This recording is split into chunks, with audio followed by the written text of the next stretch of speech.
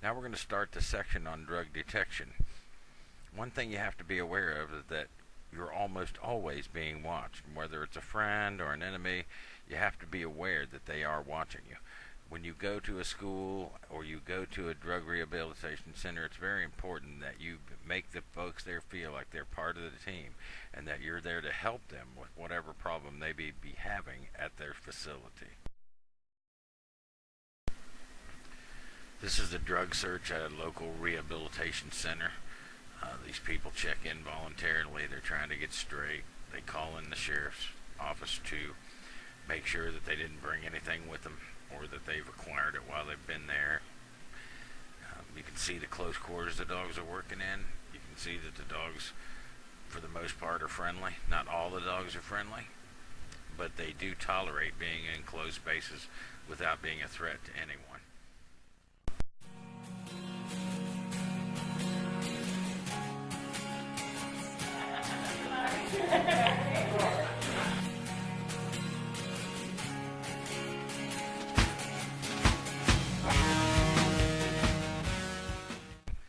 This is an example of making the faculty feel safe and that they're part of what you're doing.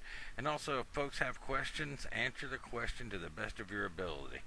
How do you tell when they find something? When we get what's called the indication, what happens is that the dog will scratch and bump with his nose because he believes that his toy is in that wherever the odor is.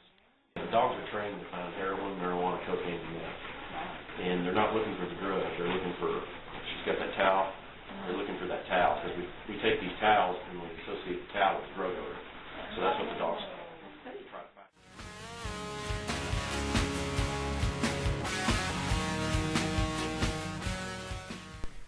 And now take a look at some school searches and school demonstrations that we've done in the past.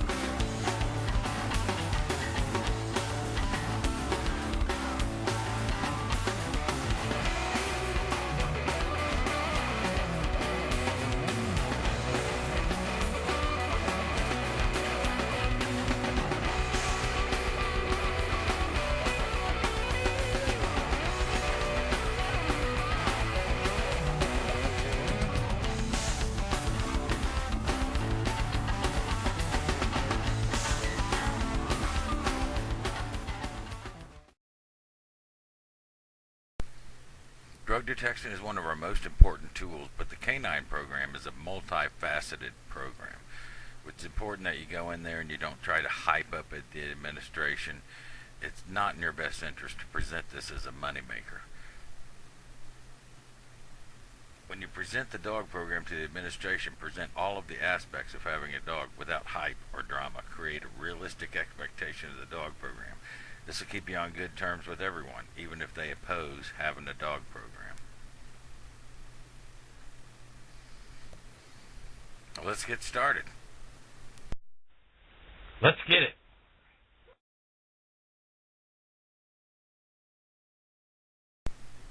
Step 1 to training the dog is to let him know what the identity of his reward is. We use a roll-up towel. It's easy on the dog's teeth, and it's also a byproduct of the United States Customs.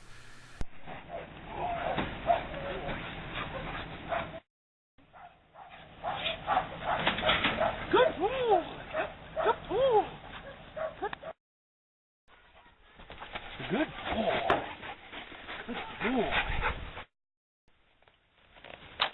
Good boy.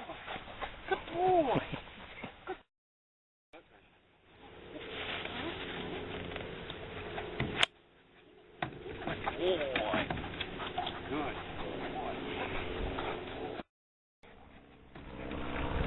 Good boy.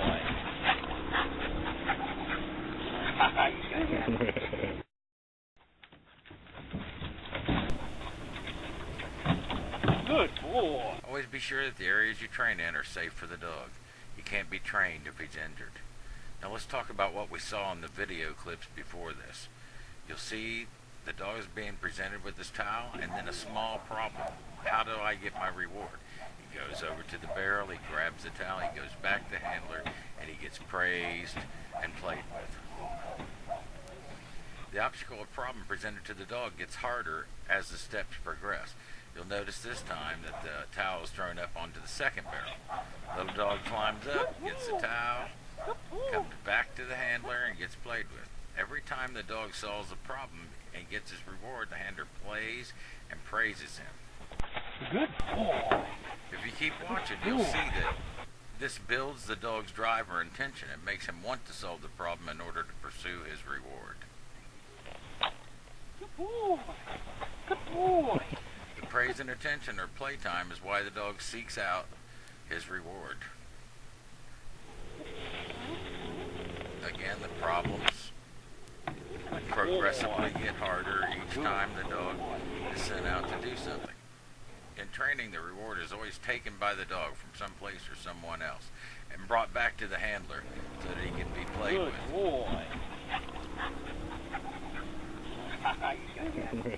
This will keep the dog honest and prevent false alerts. Again, the problems get harder. Good boy. Now take a look at some clips from the Constant Roam video series.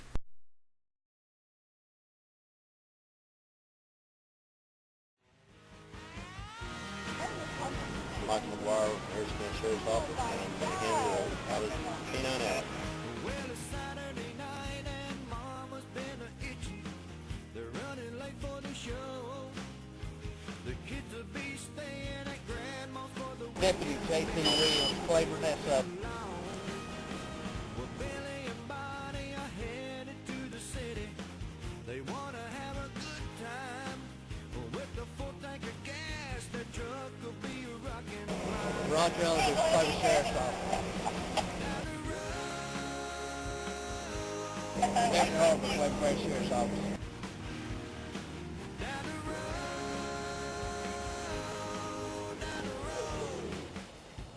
Christian, Claiborne Sheriff's Office. Rico is my dog.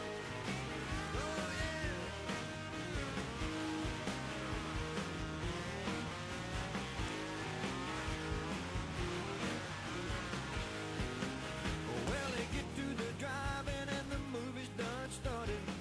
It doesn't matter to them. Without the four screaming kids, it feels like heaven. It may not happen again. Well, Billy and Bonnie pull up through the driveway. The party's about to begin. A little bit of dancing and a lot. What you see here are the boxes that we're setting up for the box drill. We'll be doing this in just a few clips. I'm going to just show you how this works. When you set the boxes up, they're 3 in a row just like they are now.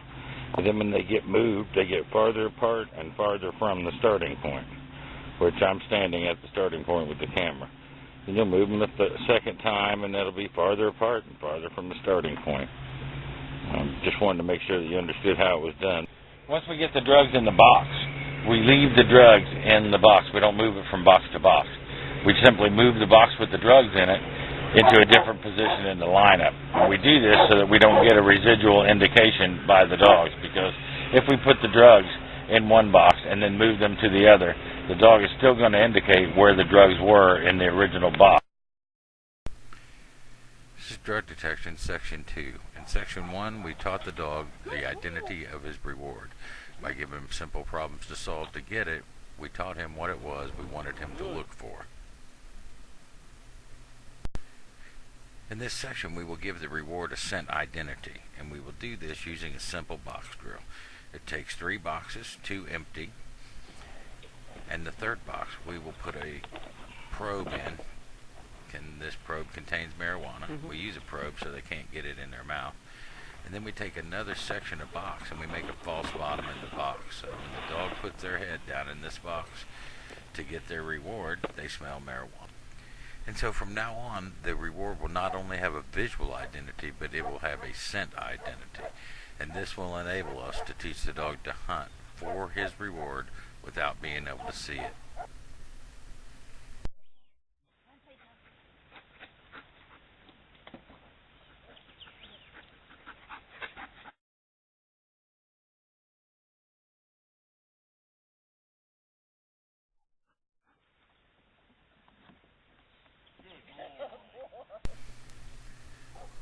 In this clip, you see the first time for this puppy to be able to go on the box drill.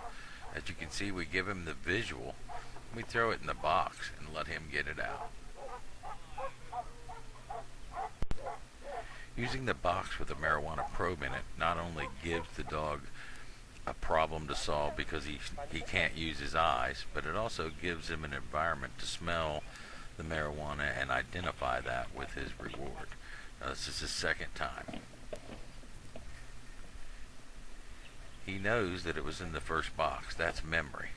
But he uses his nose, and even though it's only his second time, his nose tells him that his reward is not there. He's a little confused.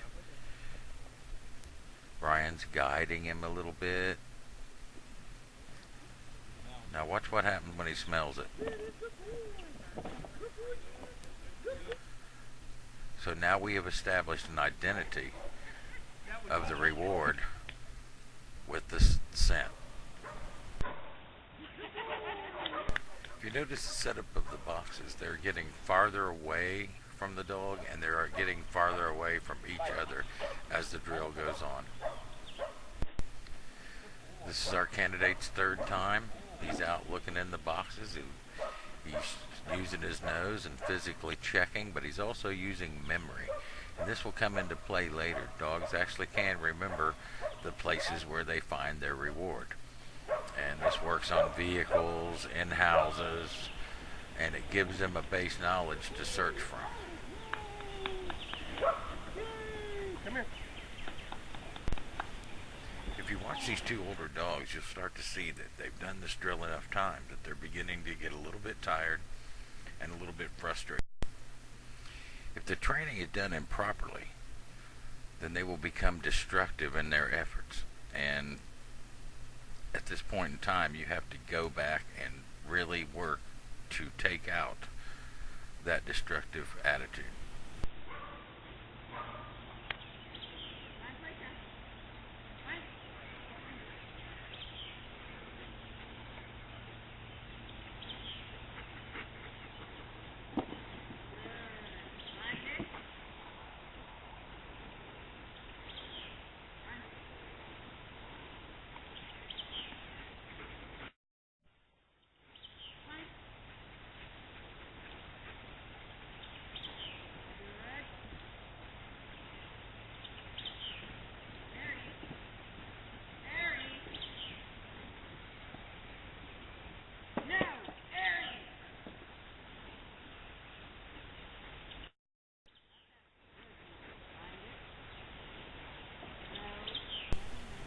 You can hear the handler on the video saying no to the dog, but it's really not necessary. No matter how much he mugs that box, his reward is not there. And eventually he's going to realize that he has to use his nose to find it. And there you see that.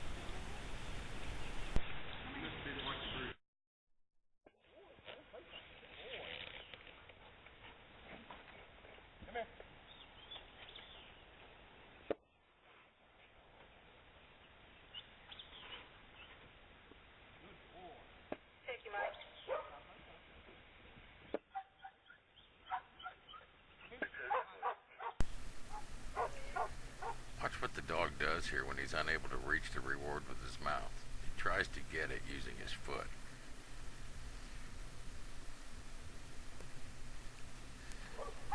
I actually freeze the frame here. You can see him using his foot. This just tells us how determined he is to solve this problem. Watch how fast it happens.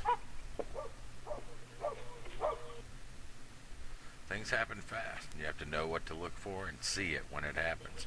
This will help you get along in your training at a faster rate and a more efficient manner.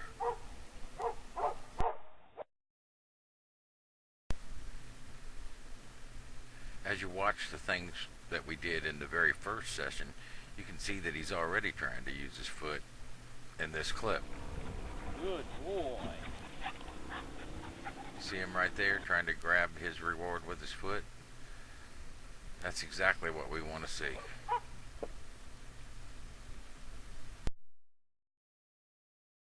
Got it too.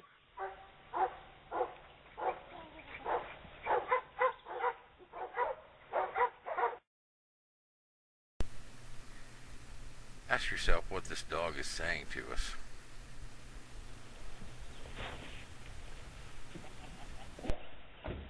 Time playtime.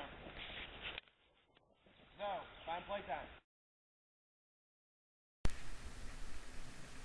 The first sign of this showed up earlier. We pointed it out. He's frustrated, he's tired, he's beginning to try to use force instead of finesse. He's an experienced dog with many drug finds, but there are still times when he tries to use force instead of finesse. You can see him here just tackling these boxes.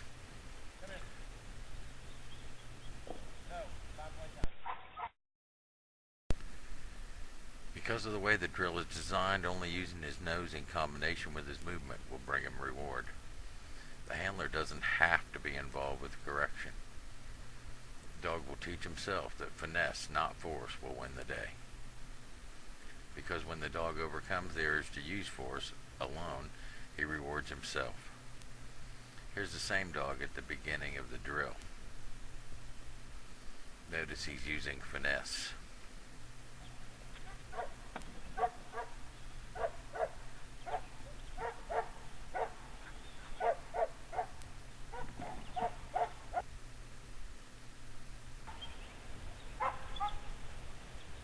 Here he's tired, he's frustrated, but he won't give up, and we won't work him until he gives up. We'll keep urging him on and being with him until he gets his reward, and it's a reward well earned. Fatigue takes its toll on everybody, the handler and the dog. And if we learn to use finesse instead of force, we have an easier time of it. This is especially true when we're tired.